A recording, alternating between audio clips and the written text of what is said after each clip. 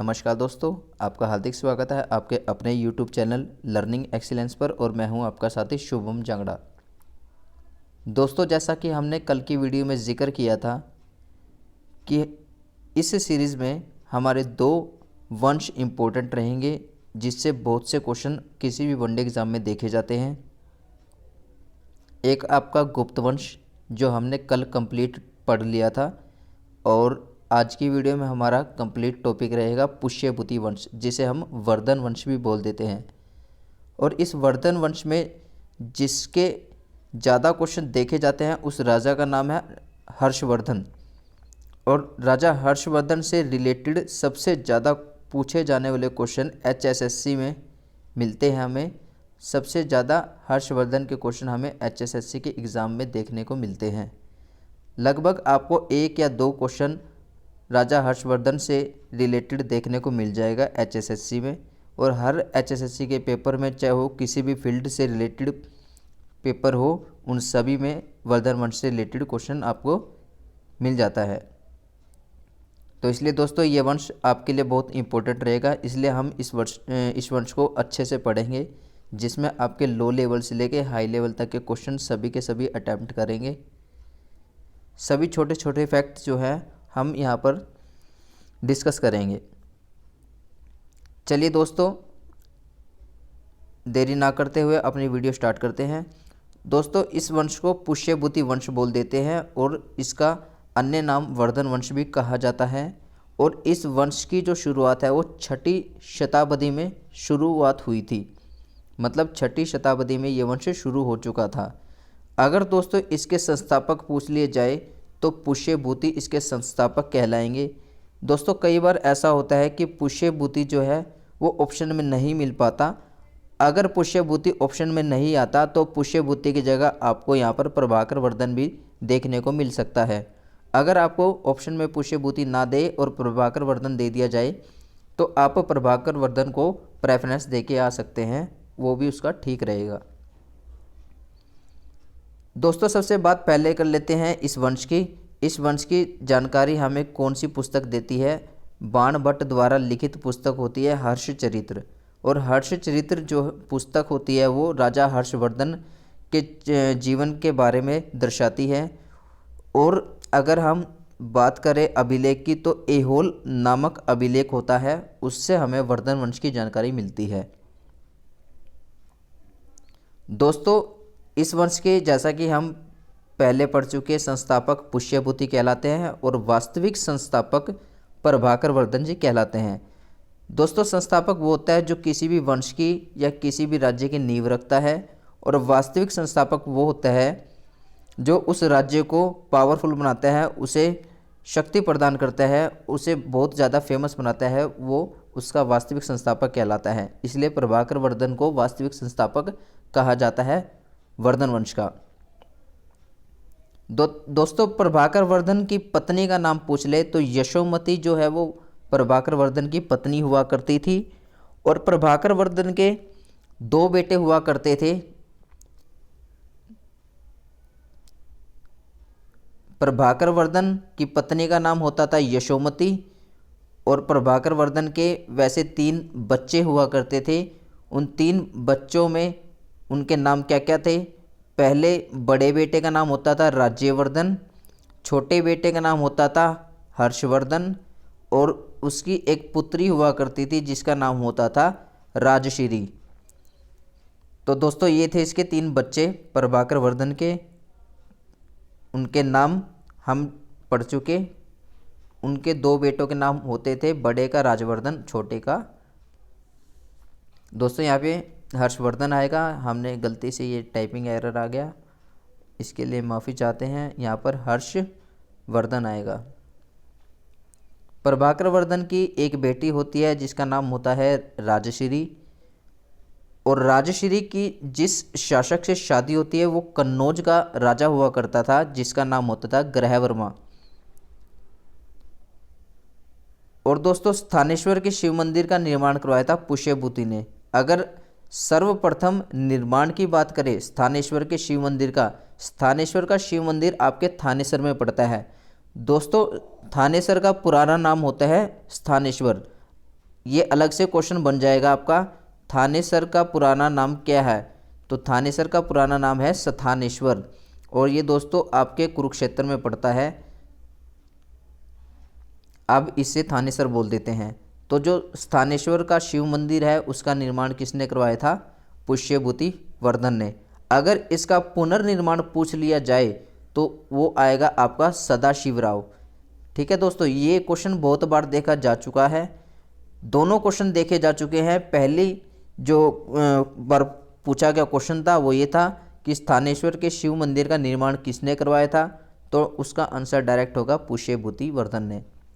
अगर आपसे ये पूछ ले कि स्थानेश्वर के शिव मंदिर का पुनर्निर्माण किसने करवाया था, तो उसका आंसर आएगा सदाशिवराव ने। चलिए दोस्तों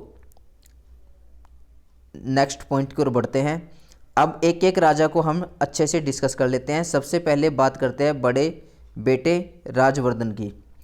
तो राज्यवर्धन से इम्पोर्टेंट फैक्ट क्या क्या पढ़ने को मिलेंगे हमें दोस्तों। जो पुष्यभूति वंश के समय में स्थानेश्वर या थानेसर कुरुक्षेत्र में विद्रोह हो जाता है, जिसे दबाने के लिए जो प्रभाकर वर्धन है अपने बड़े बेटे राज्यवर्धन को भेजता है।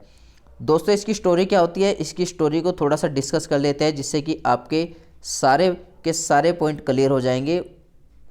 चलिए दोस्तों उसकी स्टोरी हम कैसे शुरू करते हैं, चलिए देखते हैं। दोस्तों क्या होता है, प्रभाकर वर्धन जो है अपने बड़े बेटे को थानेसर जो कि कुरुक्षेत्र में पड़ता है वहाँ पर विद्रोह हो जाता है और उसको दबाने के लिए उसको भेज देता है। और उसको भेजने के बाद पहले फ़ोन तो हुआ नहीं करते थे, और अगर रही बात चिट्ठी वगैरह की तो चिट्ठी वगैरह भेजने के बाद कम से कम 15-20 दिन लग जाते थे उसका जवाब या उसको प्राप्त करने के लिए। तो क्या हुआ दोस्तों, जैसे ही राज्यवर्धन को प्रभाकर वर्धन ने थानेसर का विद्रोह दबाने के लिए भेजा, तो जब तक राज्यवर्धन ने उस विद्रोह को दबाया तब तक उसके जाते ही पीछे प्रभाकर वर्धन की जो है मृत्यु हो जाती है। और जो प्रभाकर वर्धन होते हैं उसकी मृत्यु की खबर राज्यवर्धन को नहीं मिल पाती, परंतु राज्यवर्धन जो है थानेसर का विद्रोह दबाने में कामयाब हो जाता है, वो वहाँ पर जीत जाता है। जैसे ही वो युद्ध जीतकर वापस लौटता है तो वो क्या देखता है, उसके पिता की जो है वो डेथ हो जाती है, और उसके पिता के मरने के बाद अगला राजा राज्यवर्धन बनता है, क्योंकि ये बड़ा बेटा होता है। लेकिन राज्यवर्धन जो है वो ज़्यादा देर गद्दी पर नहीं बैठ सकता, क्योंकि आगे चलकर एक युद्ध होगा जिसके अंदर राज्यवर्धन मारा जाएगा, और उसके बाद जो गद्दी संभालेगी वो राजश्री संभालेगी। लेकिन राजश्री भी ज़्यादा टाइम नहीं संभाल पाएगी, उसके बाद फिर हर्षवर्धन ही गद्दी को संभालेगा। तो दोस्तों चलिए अब बात करते हैं अपने पॉइंट्स के बारे में। राज्यवर्धन इस विद्रोह को दबाने में जो है वो कामयाब हो जाता है, तथा जैसे ही वो राज्यवर्धन जीतकर घर वापस लौटता है तो वो क्या देखता है कि प्रभाकर वर्धन की जो है मृत्यु हो जाती है, और सारा का सारा कार्यभार किसने संभालना पड़ा? राज्यवर्धन को संभालना पड़ा। प्रभाकर वर्धन के मरने के बाद उसकी पत्नी यशोमती भी सती हो जाती है। दोस्तों पहले एक रीत हुआ करती थी, जैसे ही राजा मरता था तो उसके पीछे उसकी जो पत्नी होती है उसको भी सती हो जाना पड़ता था, वो भी अपने प्राण त्याग दिया करती थी। यह प्रथा हुआ करती थी दोस्तों। लेकिन दोस्तों आगे चलकर इस सती प्रथा पर रोक लगा दी थी, और जैसे जैसे टाइम बढ़ता गया ऐसे ऐसे नारी की इज्जत में गिरावट आती चली गई। इसलिए जो पत्नी होती है, मतलब जो रानी होती है, वो अपने राजा के मरने के बाद सती हो जाया करती थी। लेकिन आगे चलकर इस सती प्रथा पर भी रोक लगा दी गई थी, जिसका जिक्र हम मॉडर्न हिस्ट्री में करेंगे। राजा राम मोहन रॉय के प्रयासों से 1809 में जो है 1827 के आसपास सती प्रथा पर रोक लगा दी थी। दोस्तों होता क्या है, जैसे ही राजवर्धन युद्ध जीतकर वापस आता है वो क्या देखता है कि उसके पिता की मृत्यु हो जाती है, और उसके पिता की मृत्यु के बाद उसे सारा कार्यभार संभालना पड़ता है। लेकिन वो इस चीज़ के लिए तैयार नहीं होता बिल्कुल भी, क्योंकि उसने कभी नहीं सोचा था कि तुम्हारे ऊपर इतना भार आएगा। लेकिन राज्यवर्धन को फिर उसकी बहन ने और उसके भाई ने समझाया कि अब पिता के जाने के बाद सभी का सभी कार्यभार आपने संभालना है, इसलिए वो धक्के से उनके कहने पर 605 ईस्वी में राजा बन जाता है, गद्दी संभाल लेता है। तो दोस्तों अगर क्वेश्चन आ जाए कि राज्यवर्धन राजा कब बना, 605 ईस्वी में राज्यवर्धन जो है राजा बना था। आगे चलकर दोस्तों जैसे ही राज्यवर्धन राजा बनता है उसे सूचना मिलती है कि उसकी बहन राजश्री के पति ग्रहवर्मा को मालवा के शासक देवगुप्त ने मार दिया। होता क्या है दोस्तों, जैसे ही राज्यवर्धन राजा बनता है और राज्यवर्धन के राजा बनने के बाद उसकी जो बहन होती है उसकी शादी किससे होती है, ग्रहवर्मा जो कि कन्नौज का राजा हुआ करता था।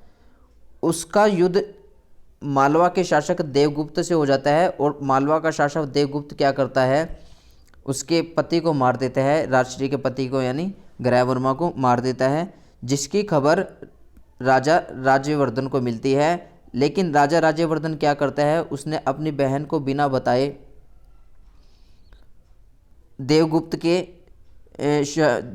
के मतलब राज्य में चला गया उसको मारने के लिए, क्योंकि अगर वो अपनी बहन को पहले बता देता तो हो सकता था उसकी बहन भी सती हो जाती, क्योंकि पहले एक रीत हुआ करती थी, जैसा कि मैं बता चुका आपको कि राजा के मरने के बाद पत्नी जो होती है उसकी रानी होती है वो भी सती हो जाया करती थी। इसलिए उसने अपनी बहन को सती होने से बचाने के लिए उसको बिना बताए राजा देवगुप्त को मारने के लिए निकल पड़ा। लेकिन होता क्या है दोस्तों, जैसे ही वो देवगुप्त राजा को मारने के लिए जाता है तो आगे चलकर देवगुप्त राजा उसको धोखे से मार देता है, उसे अपने दरबार में बुलाकर उसे मार देता है।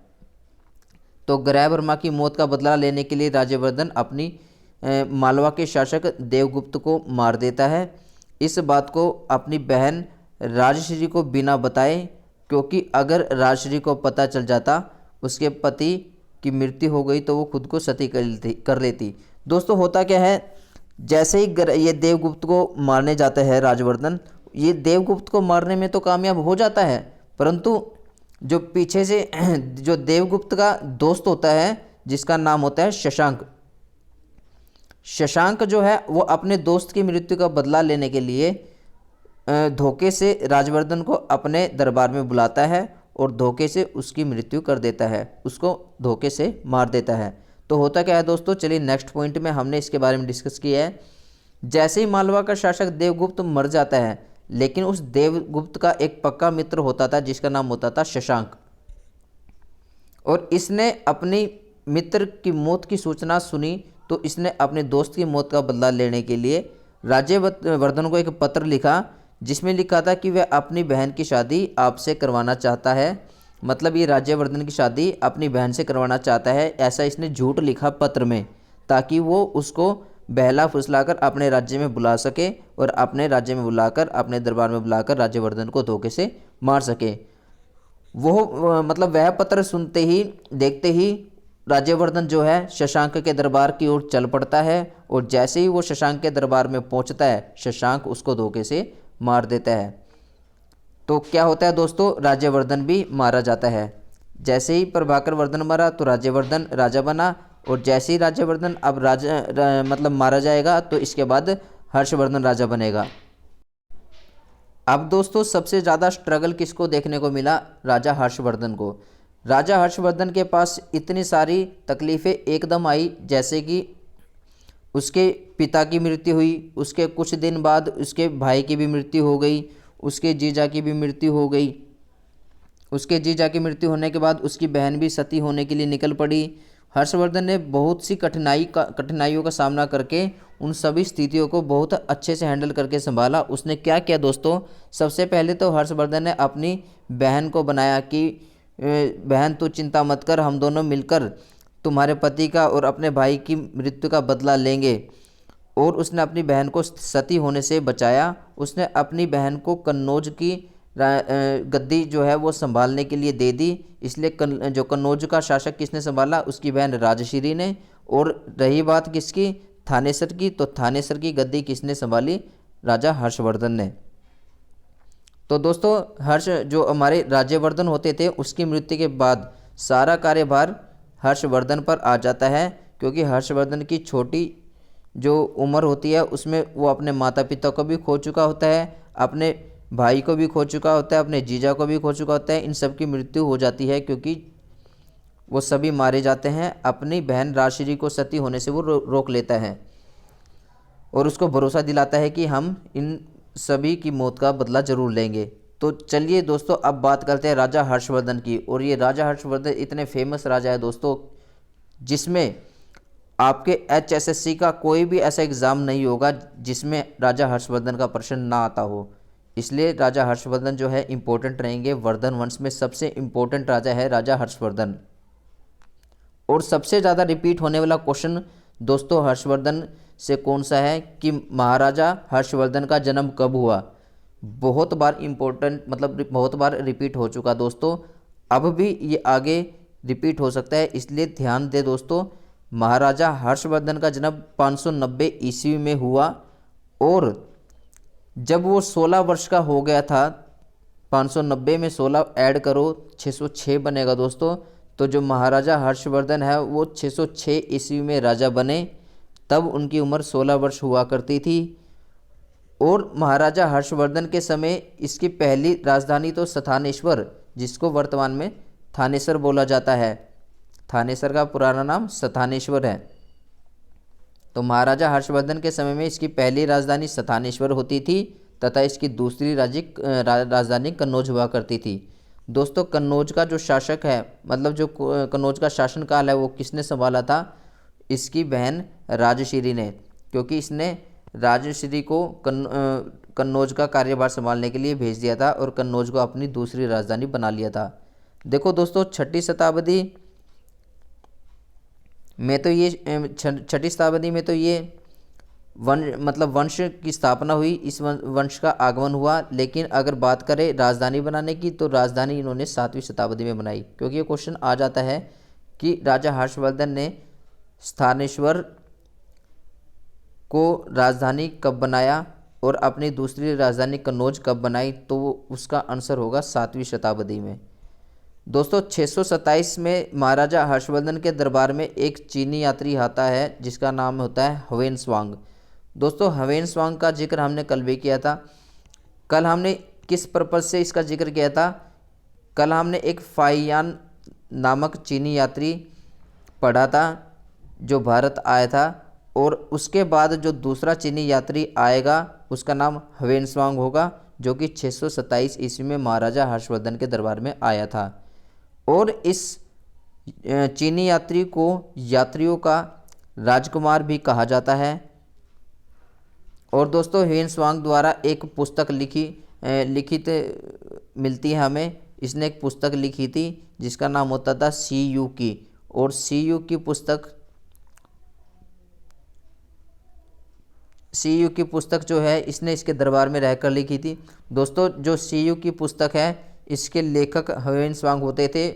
और ये क्वेश्चन पता नहीं अनलिमिटेड बार HSSC में रिपीट हो चुका, और हो सकता है आगे भी रिपीट हो जाए, आगे भी आपको किसी भी HSSC के पेपर में देखने को मिल सकता है। तो दोस्तों याद रखना, ह्वेन-त्सांग द्वारा जो लिखित पुस्तक का नाम है उसका नाम होगा CU की। दोस्तों ह्वेन-त्सांग जो है हरियाणा में 634 से लेकर 644 ईस्वी तक रहे थे, क्योंकि इसका मतलब कार्यकाल पूछ लेते हैं कि हरियाणा में कब से लेकर कब तक रहा, तो 634 से लेकर 644 ईस्वी तक जो है ह्वेन-त्सांग हरियाणा में रहा था। जो महाराजा हर्षवर्धन होते थे उनके दरबार में एक उनके दरबारी कवि रहा करते थे जिसका नाम होता था बाणभट्ट, और जो बाणभट्ट होते थे उनके द्वारा लिखित पुस्तक हुआ करती थी हर्षचरित्र और कादंबरी। दोस्तों बाणभट्ट की जो पुस्तकें हैं ये दोनों बहुत इंपॉर्टेंट पुस्तक रहेगी, और ये आपको बहुत बार किसी भी एग्ज़ाम में देखने को मिल सकती है कि बाणभट्ट द्वारा पुस्तक कौन सी लिखित थी। तो एक थी हर्षचरित्र और एक कादंबरी।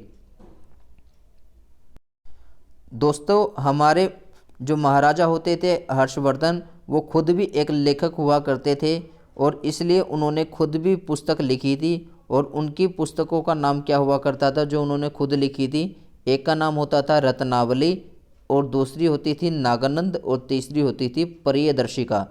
तो दोस्तों इसमें पजल नहीं होना आपने।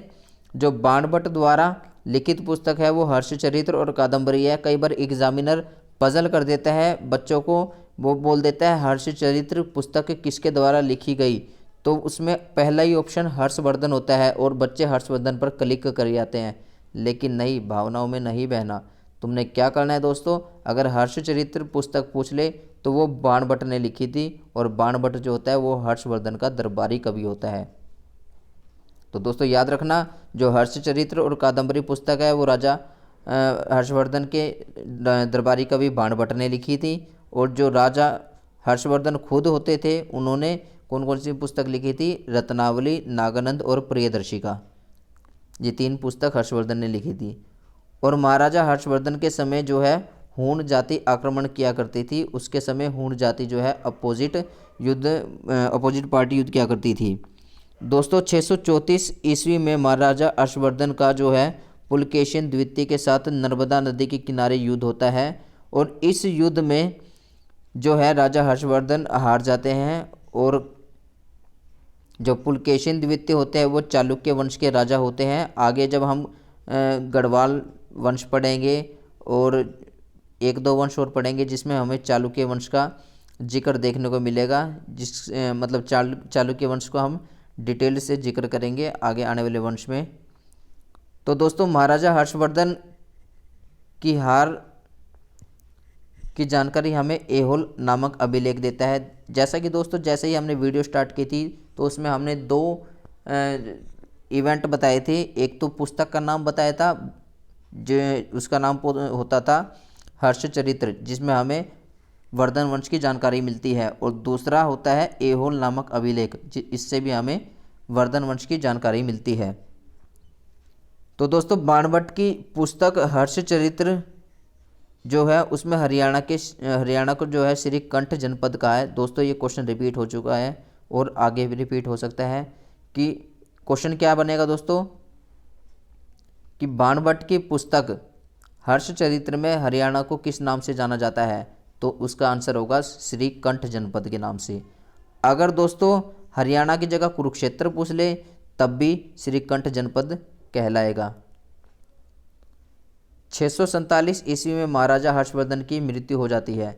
दोस्तों एक तो इसका जन्म 590 ईस्वी में हुआ था, एक इसकी मृत्यु 647 ईस्वी में हुई थी, और एक ये राजा कब बने थे, 606 में ये राजा बने थे।